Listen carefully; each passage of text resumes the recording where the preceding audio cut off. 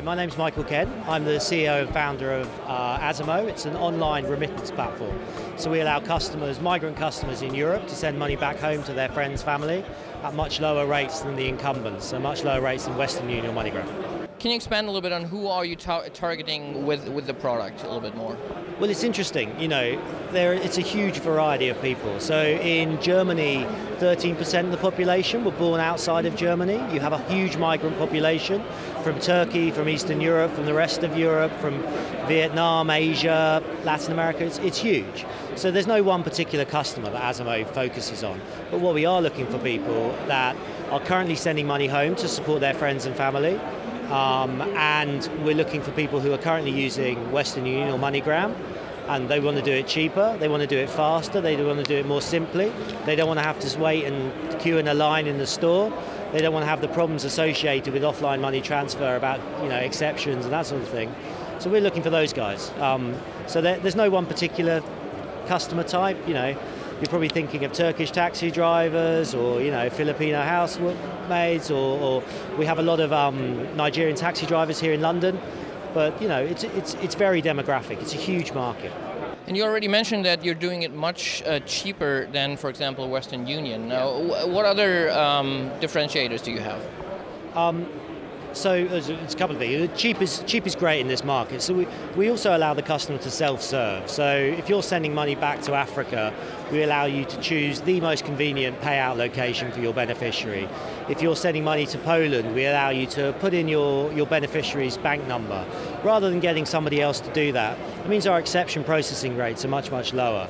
The money gets there on time, every time, which is important. Okay. And so you said it concerns all of the migrant population. Does that mean you do have key markets, or is it basically Azimo is for everybody? So we send to 190 countries. So that's pretty much everywhere except for the places on the blacklist. We have key markets that are big from Europe, and we're a Europe-focused business. So if you think about it, Eastern Europe, Poland, Czech Republic. Other big markets for us are the Philippines. Vietnam is a big market for us. Latin America, Brazil, Argentina. And then in Africa, Ghana, Nigeria, South Africa are our biggest markets. So I suppose our business reflects the heterogeneity of Europe's migrant populations.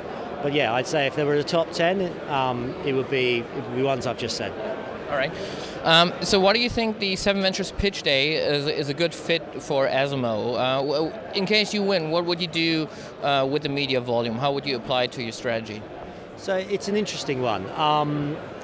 We find that when we tell people what we do and they're potential customers and they try us out, they come back. This is a quasi-subscription business. So 85% of our customers who've transacted come back, which is phenomenal. There's high retention rates. So we just need to tell more people about what we do, and we need to tell more people about the value proposition, and actually TV is a phenomenal way to do that. Particularly in a country like Germany, when literally 13% of the population are potential users of our service. TV's got phenomenal reach. It's a very good way to get our message out there. So that's why SevenVentures is exciting to us. And also, this event is a great way to meet other active players in the German market. It's good networking, and we've really enjoyed it. We feel very privileged to be invited along.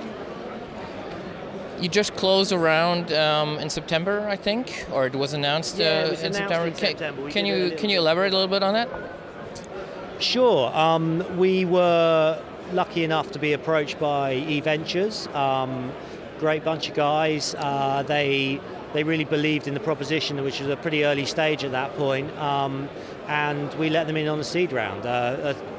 Pretty much all the details have been released. They came in for around about £500,000 so it was great for us because it allowed us to sort of do a little bit more of building out the product before going out to raise a Series A. Great. Well, thank you, Michael, and good luck for the competition. Yeah, thank you very much. I appreciate it. Cheers.